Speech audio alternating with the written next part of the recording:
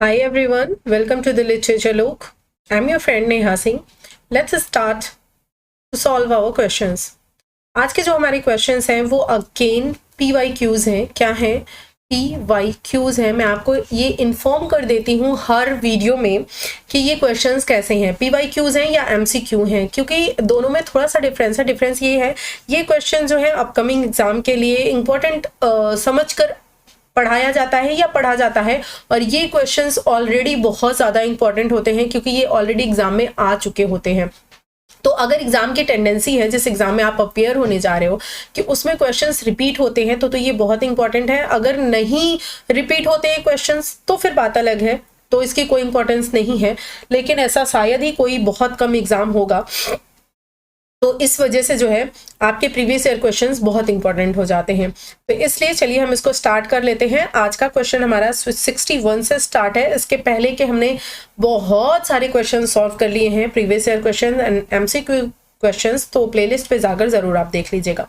मैं वीडियो को स्टार्ट करूं, just give me few seconds देखने के लिए कि प्रॉपरली वीडियो चल रहा है या नहीं, बन रहा है या नहीं, या वॉइस चल रही है, क्योंकि कई बार क्या होता है बनाने के बाद पता चलता है कि भैया वॉइस तो गई ही नहीं, तो बहुत हेक्टिक हो जाता है. चलिए स्टार्ट करते हैं.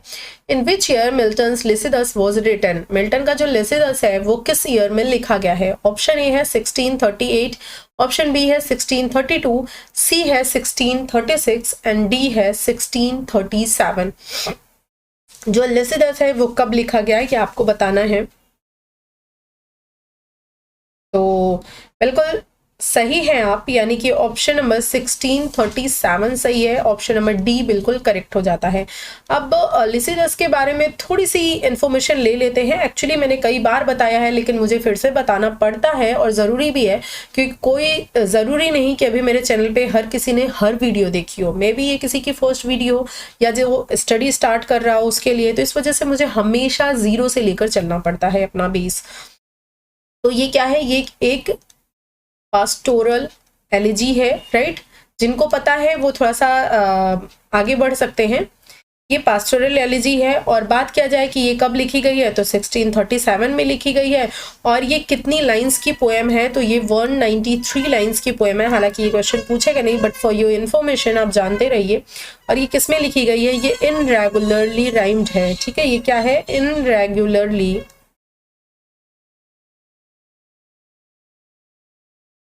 राइम्ड है, राइट. तो ये आपको अबाउट मैंने बता दिया. और ये लिसिदस जो है ये इन्होंने किसको डेडिकेट की है, किसके लिए लिखा है, किसकी याद में? क्यों ये इन्होंने लिखा है किसके? Edward king. एडवर्ड जो कि इनके बहुत अच्छे फ्रेंड थे, एडवर्ड किंग, और इनकी डेथ हो गई थी, ठीक है, डूब करके. तो इस वजह से, ठीक है, आयरिस सी में इनकी डेथ हो गई थी डूबकर, तो इन्होंने ये लिसिदस लिखा था. ये एक पास्टोरल एलिजी है, राइट. बढ़ते हैं अगले क्वेश्चन पे. अगला क्वेश्चन है, who is the writer of history of Britain. History of Britain के राइटर कौन है? अब आपको इजी लगेगा क्योंकि आपको पता है कि आप कौन सा राइटर कर रहे हो, बट एग्जाम में अगर आप इस वर्क से गो थ्रू नहीं हुए हैं, या फिर एग्जाम में आपने सारे वर्क्स किसी भी ऑथर के नहीं एक बार लिस्ट देखी है, तो थोड़ा डिफिकल्ट हो जाएगा. ऑप्शन ए है विलियम शेक्सपियर, बी है जॉन मिल्टन, सी है विलियम वर्ड्सवर्थ एंड डी है जॉन गाल्सवर्दी. ये चारों हमारे कोर्स में प्रेस्क्राइब्ड ऑथर्स ही हैं. तो क्या हो जाएगा इसका राइट आंसर? फटाफट से मुझे कमेंट करके बताइए. जी हाँ, ये हो जाएगा. इसके बारे में बहुत इंपॉर्टेंट फैक्ट आपको बताने वाली हूँ मैं. इसका राइट आंसर क्या हो जाएगा? ऑप्शन नंबर बी, यानी कि John Milton.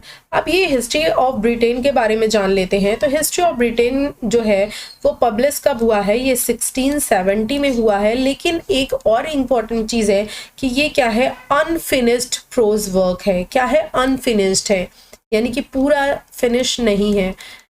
Unfinished prose work है ये इनका, ठीक है, अनफिनिश्ड प्रोज वर्क है. तो ये फैक्ट आप ध्यान रखोगे, बहुत इंपॉर्टेंट है, क्योंकि कई बार राइटर्स के अनफिनिश्ड वर्क पूछ लिए जाते हैं.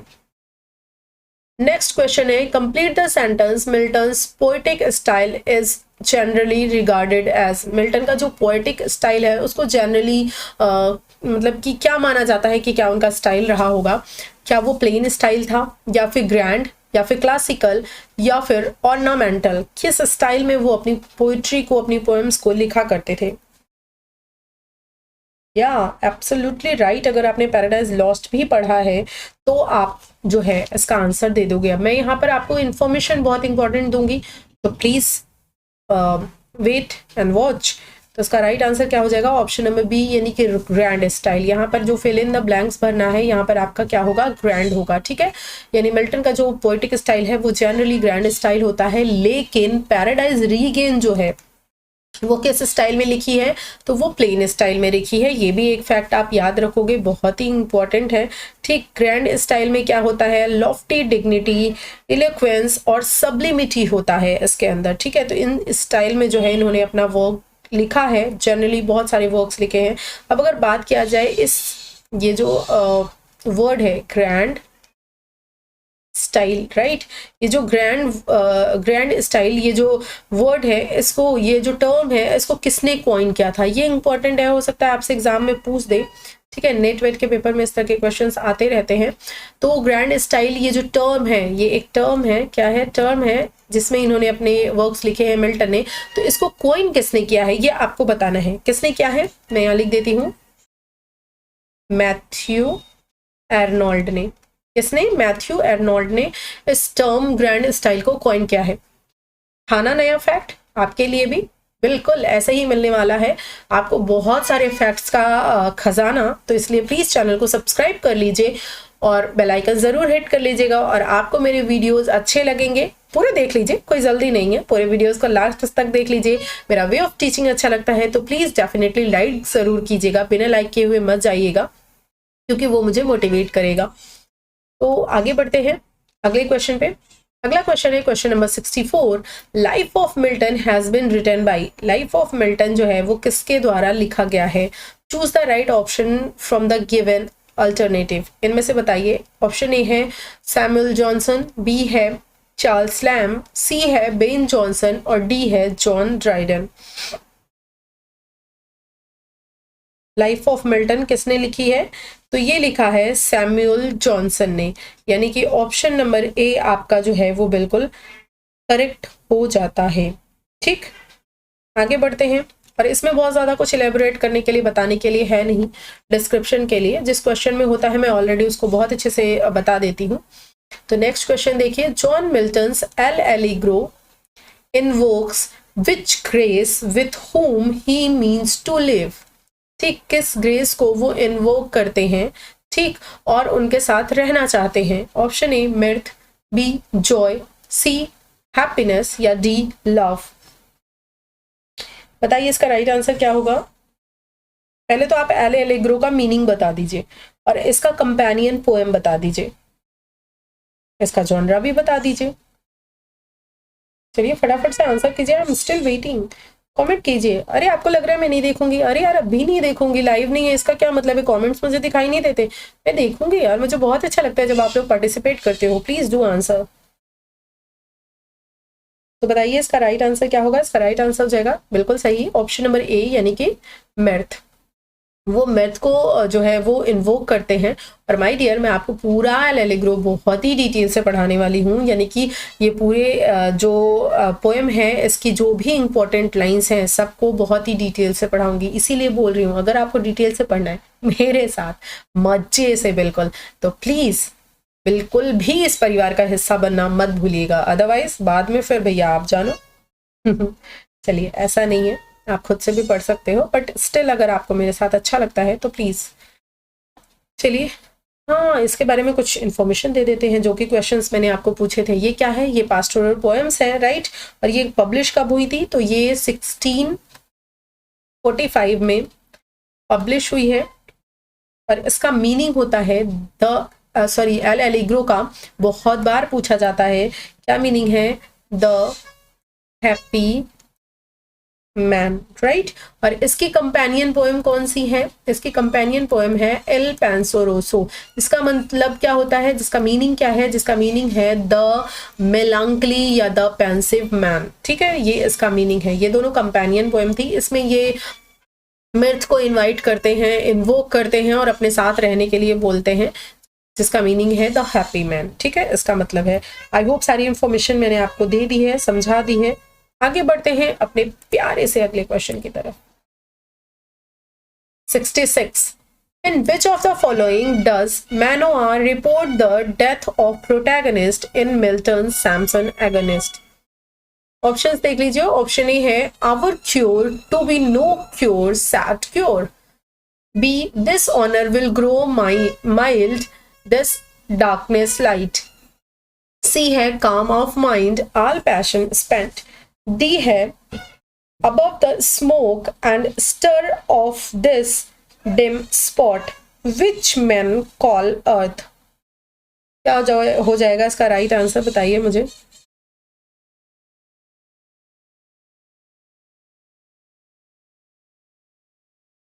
In which of the following मैनोआ, अगर आप इस कैरेक्टर के बारे में भी जानते हैं ना तो बता सकते हैं. ये कैरेक्टर कहाँ का है? ये कैरेक्टर है सैमसन एगोनिस्ट से. ठीक है, तो ये जो है वो रिपोर्ट करते हैं कि at the end of protagonist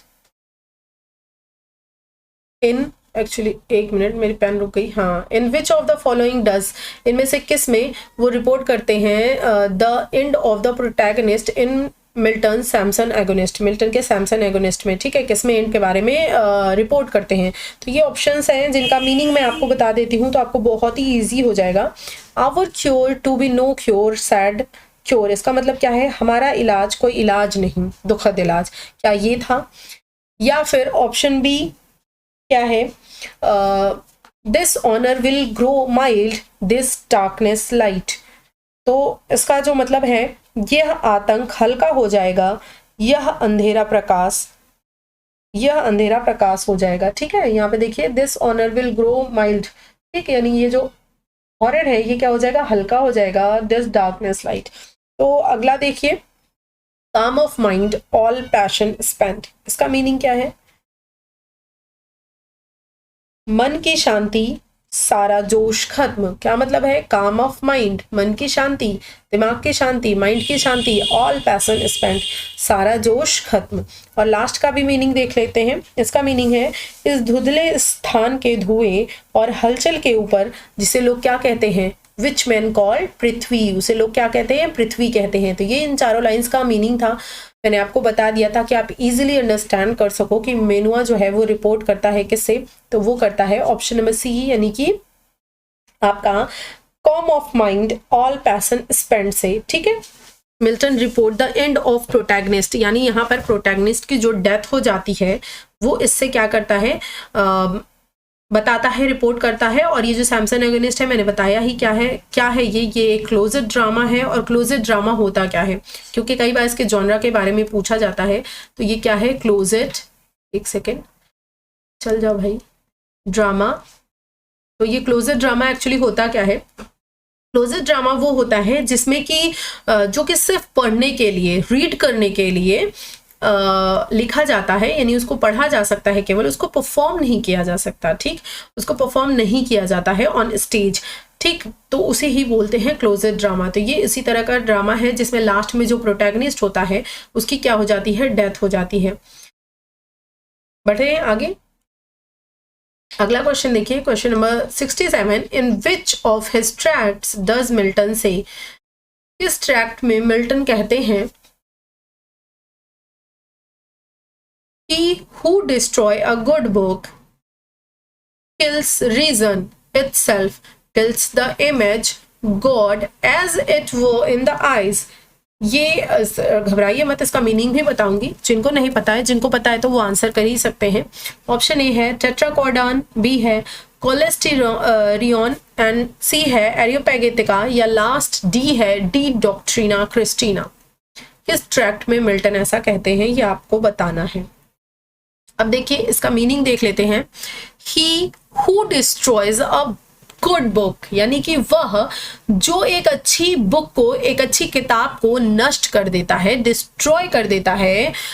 kills reason itself, वो तर्क को खुद ही मार देता है, यानी वो तर्क को ही क्या कर देता है? मार्क देता है.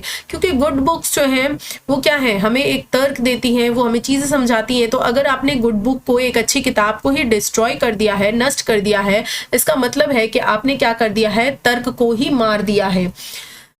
Kills the image God as it were in thy eyes, भगवान की छवि को वैसे ही मार देता है जैसे वह आंखों में थी। ठीक, तो ये इसका मीनिंग है, ये इसका अर्थ है। अब आप बताइए ये लाइंस उन्होंने किस में कही है। अब तो आपके लिए इजी हो गया बताना किसमें कहा है। ऑब्वियसली आप बुक से समझ सकते हो, इट मीन्स ये एरियोपैगितिका में कही गई लाइंस है। ऑप्शन नंबर आपका जो सी है एरियोपैगितिका, ये बिल्कुल करेक्ट है। ठीक है, ये आपको मैंने कई बार बताया है क्या है, फ्रीडम ऑफ प्रेस की बात करता है, क्योंकि वहां पर जो है कंट्रोल लग रहा था, वही वो कहते हैं कि आप अच्छी बुक पे कंट्रोल नहीं लगा सकते। अच्छी बुक्स को आप अगर डिस्ट्रॉय कर रहे हो तो आप समझ लीजिए कि आप एक तर्क को, आप एक बहुत ही इंपॉर्टेंट चीज को क्या कर रहे हो, नष्ट कर रहे हो, बर्बाद कर रहे हो। बिल्कुल वैसे ही जैसे ईश्वर को बिल्कुल आंखों में ही जैसे उसकी छवि है बिल्कुल वैसे ही मार देना।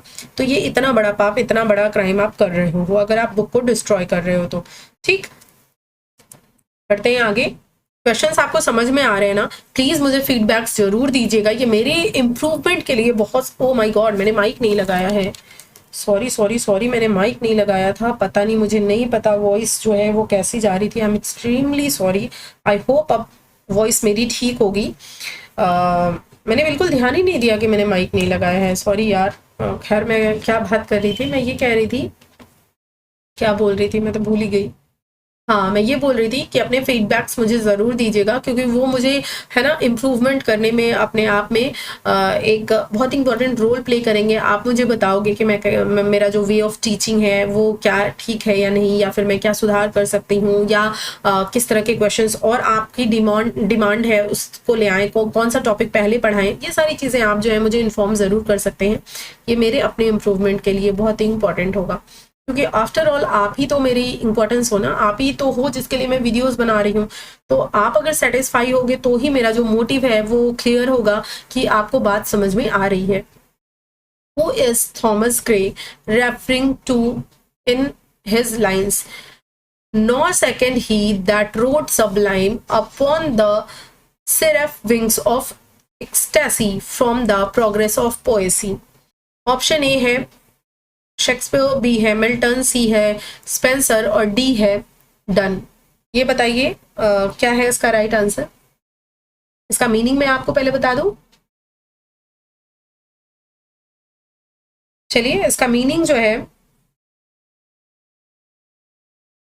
थॉमस ग्रे ने जो है रेफर किया है द प्रोग्रेस ऑफ पोएसी में ये लाइंस इसको जॉन मिल्टन को। पहले तो इसका राइट आंसर आप समझ लीजिए मिल्टन है, यानी कि थॉमस ग्रे का ये जो वर्क है द प्रोग्रेस ऑफ पोएसी, इसमें इन्होंने ये लाइंस जो है मिल्टन को रेफर की है। तो इसका मीनिंग भी समझ लेते हैं कि मिल्टन को आखिर क्या है रेफर किया गया है। नॉट सेकंड ही, यानी कि न ही दूसरा वह, ठीक है, न ही दूसरा वह जो एक्सटेसी के सराफ पंखों पर उत्कृष्ट रूप से सवार था। यानी कि वो मतलब आप ये समझ सकते हो कि उन्होंने क्या किया है, कंपैरिजन किया है यहाँ पर, ठीक है, एक्सटेसी के विंग से।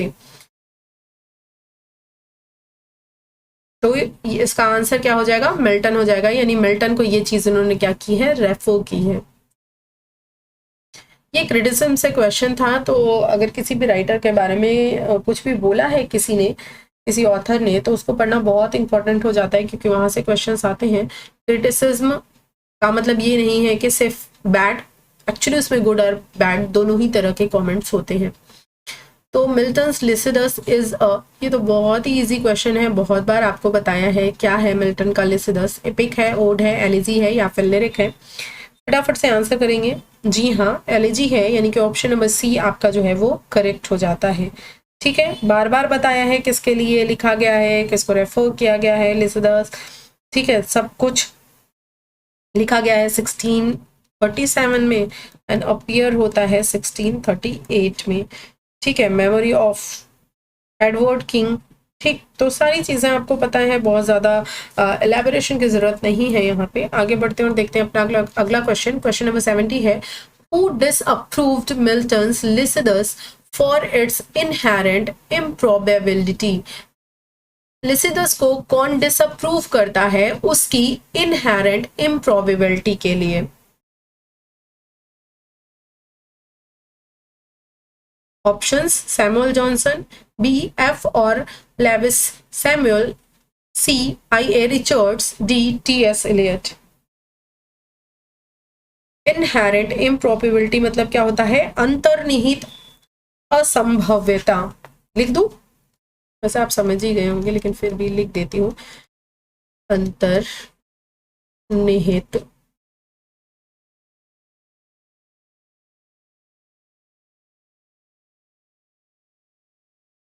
संभवता, राइट, असंभवता।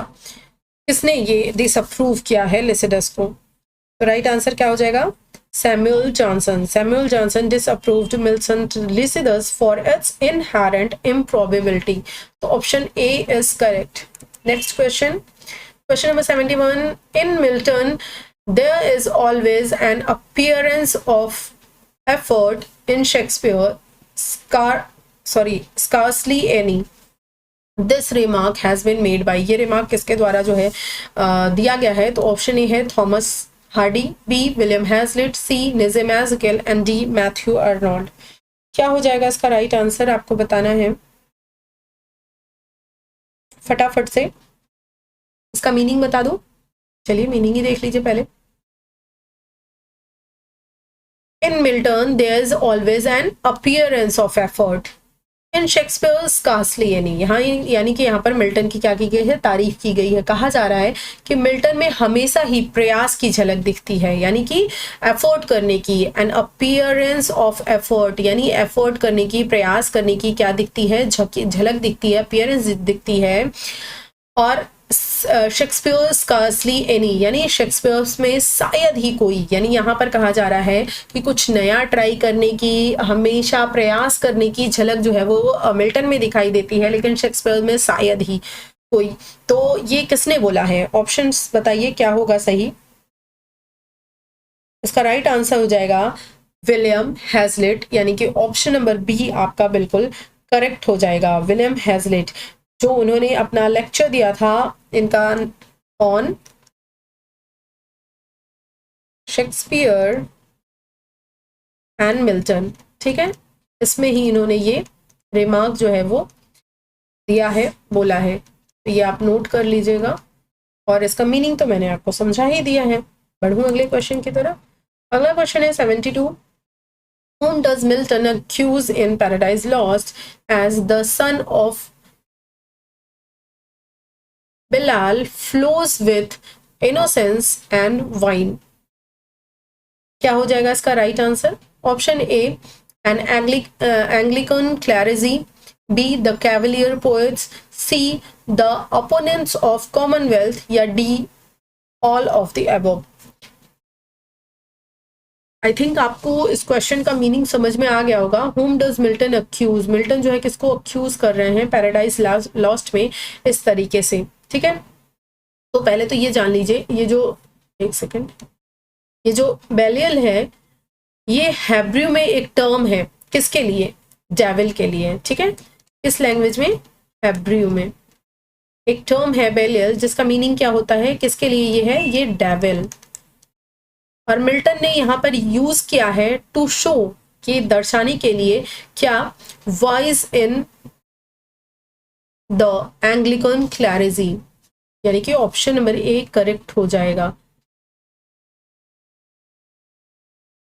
कैवलियर कोड्स, ठीक, and common opponents of Commonwealth, यानी आप बोल सकते हो कि आपका ऑप्शन नंबर डी सही है। यानी इन्होंने यहाँ पर cavalier poets, Anglican clergy and opponents of commonwealth जो थे, जो कॉमनवेल्थ को अपोज कर रहे थे, उनको क्या किया है? ये बोला है। ये लाइन जो है वो रेफर की, आप ये बोल सकते हो अक्यूज क्या है, मैंने आपको बता ही दिया। और अगर आप ये जानना चाहते हो तो ये आप जान लीजिए किसमें है, बुक 1 में है, ठीक, पैराडाइज बुक 1 में। द सन्स ऑफ बेलियल, यानी कि ये जो है किसके सन है? बेलियल के। और ये बेलियल कौन है? डेविल, यानी इनको डेविल का क्या है बताया गया है? सन बताया गया है, ठीक। आगे बढ़े और देखें अगला क्वेश्चन। अगला क्वेश्चन है when was paradise lost completed by Milton, Milton के द्वारा पैराडाइज लॉस्ट कब कंप्लीट किया गया है? ऑप्शन ए 1640, ऑप्शन बी 1641, सी 1665 और डी 1660। क्या हो जाएगा इसका right answer? Paradise Lost was completed by Milton in 1665. It means right answer is 1665, option number C. लिखने की शुरुआत की थी उन्होंने, ठीक है, और 1650, एक सेकेंड, 1658 से में लिखने की शुरुआत की थी, 1665 में कंप्लीट किया था एंड पब्लिश हुआ था 1667 में। ये तीनों ही डेट याद कर लीजिए। ये स्टार्टिंग डेट है, ये कंप्लीटिंग डेट है, डेट है, सॉरी नॉट डेथ, और ये क्या है, ये जो है उनका जिसे बोलते हैं पब्लिश ईयर। तो तीनों याद कर लीजिए, इंपॉर्टेंट है। अगला question, Milton was appointed to the position of Latin secretary of Cromwell's government chiefly due to his work. किस वर्क के कारण, अपने इन चारों में से कौन से वर्क के कारण मिल्टन को जो है वो Latin secretary to Cromwell government, यानी गवर्नमेंट में उनको लैटिन सेक्रेटरी जो है वो अपॉइंट किया गया था, नियुक्त किया गया था। Option A, Paradise Lost, B, reason of the church government, C, on the tenure of kings and magistrates, D, defensio secunda। क्या हो जाएगा राइट आंसर? जी हाँ, ऑब्वियसली राइट। आप कमेंट कर रहे हैं ना, प्लीज जरूर कमेंट कीजिए, ये आपके लिए ही बेनिफिशियल है, क्योंकि अगर आप एक्टिवली परफॉर्म करते हैं तो क्वेश्चंस आपके दिमाग से कभी स्किप नहीं होगा और एग्जाम में आपको याद रहेगा। तो ऑब्वियसली इसका राइट आंसर क्या है, on the tenure of Kings and magistrates, ठीक है। इस वर्क के कारण ही इनको क्या है, लैटिन सेक्रेटरी अपॉइंट किया गया था। अगले क्वेश्चन पे बढ़ते हैं।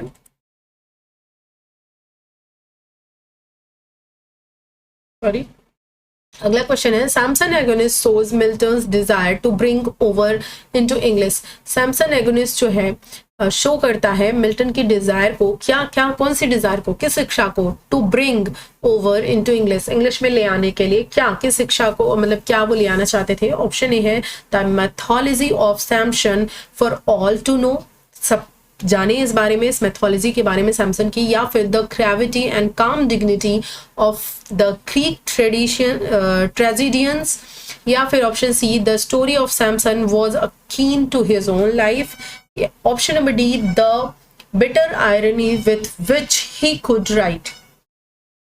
क्या हो जाएगा इसका सही आंसर? ऑप्शन नंबर आपका जो बी है वो करेक्ट है, यानी कि the gravity and calm dignity of Greek ट्रेजिडियंस, यानी ग्रीक त्रासिदियों की गंभीरता, वो उनकी जो शांत गर्मियां थी उस चीज को ये इंग्लिश में ले आना चाहते थे थ्रू सैमसन एगोनिस्ट। ठीक, आई होप क्लियर होगा। बहुत ही इजी, बहुत ही फ्रीक्वेंटली पूछी जाने वाली क्वेश्चन है, बहुत इंपॉर्टेंट है। लास्ट ईयर ही पूछी गई थी, L'Allegro and Il Penseroso mean, और कई बार क्या होता है, इसको देखकर इसका कंपेनियन पूछ दिया जाएगा इनमें से, ठीक है।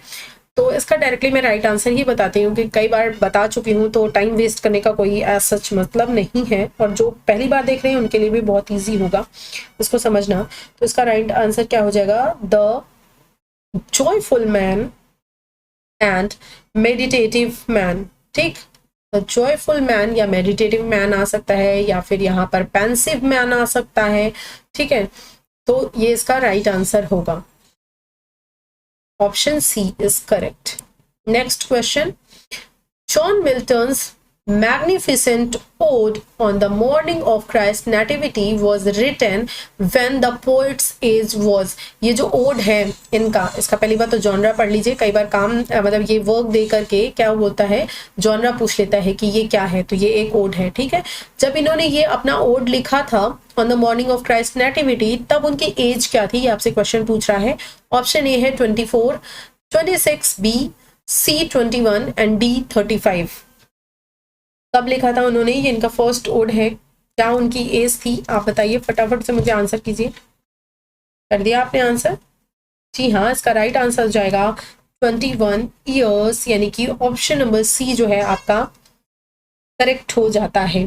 ठीक, और ये जिसे बोलते हैं कब कंपोज की गई है, तो डेट भी कई बार पूछ देती है, तो लिख लीजिए 25 दिसंबर 1629 को, ठीक है। तो आप इनकी एज भी कैलकुलेट कर सकते हैं।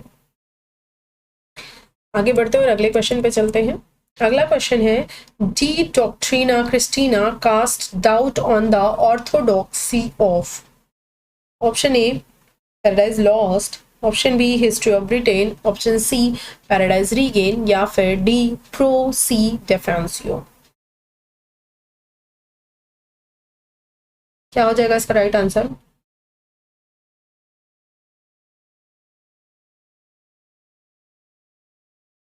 किस पे डाउट करती है De Doctrina Christiana cast doubt on orthodoxy of? किसके ऑर्थोडॉक्सी पे?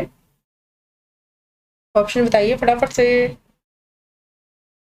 चलिए मैं ही बता देती हूँ, इसका राइट आंसर है option number C Paradise Regained. Right, clear है आई थिंक। आगे बढ़े। One of the following poets was nicknamed the Lady of the Christ. बहुत ही इंपॉर्टेंट, बहुत easy question by his fellow under graduate. अच्छा मैं बार बार easy बोलती हूँ, एक्चुअली वो उन लोगों के लिए है जो लोग ऑलरेडी पढ़ाई कर चुके हैं। अगर आप पहली बार पढ़ रहे हैं तो प्लीज़ ये मत सोचिएगा कि बहुत इजी है, मुझे तो आ ही नहीं रहा है क्वेश्चन। बिल्कुल नहीं, ये नहीं सोचना है, बिल्कुल नेगेटिविटी की तरफ जाना ही नहीं है।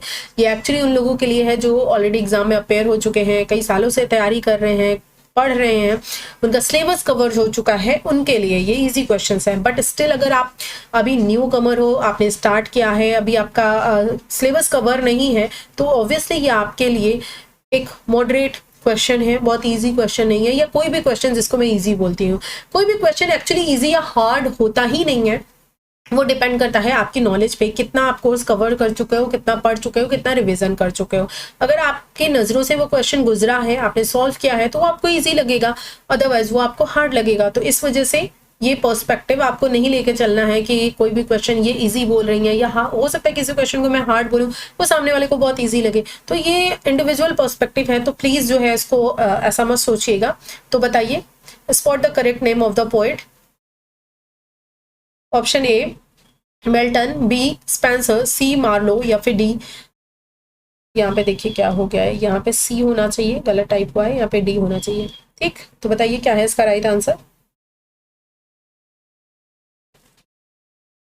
John Milton. जॉन मिल्टन को लेडी ऑफ द क्राइस्ट बोला जाता था, क्राइस्ट कॉलेज की लेडी, क्योंकि उनका जो फेस था वो ओवल शेप का था, यानी थोड़ा लंबा ओवल शेप का उनका फेस था। उनके जो बाल थे ना, काफ़ी घने घने से थे, इस वजह से। अब ये मत सोच लीजिएगा मैंने ये मतलब कि जॉन मिल्टन जी, मतलब गुस्सा मत हो जाइएगा, बस मेरी ड्राइंग ऐसे ही है, बन गई। चलिए, ऊपर से देख रहे होंगे तो मुझे माफ़ भी नहीं करेंगे कभी। When the assault was intended to the city is a sonnet written by, ये जो सोनेट है ये लाइन है, ठीक है, ये सोनेट की लाइन है। When the assault was intended to the city, ये सोनेट किसके द्वारा लिखा गया है? Option A Milton, B Shakespeare, C Wordsworth and D Marlowe. किसके द्वारा लिखा गया है? आंसर कीजिए फटाफट से मुझे। जी हाँ, बिल्कुल सही। ये मिल्टन का जो 8वां सोनेट है, 8th सोनेट, ये जो है किसके द्वारा लिखा गया है? ऑब्वियसली मिल्टन के द्वारा ही लिखा जाएगा, अगर मिल्टन का 8वां सोनेट है तो, है ना? खैर चलिए, तो इसका राइट आंसर हो जाएगा ऑप्शन नंबर ए मिल्टन।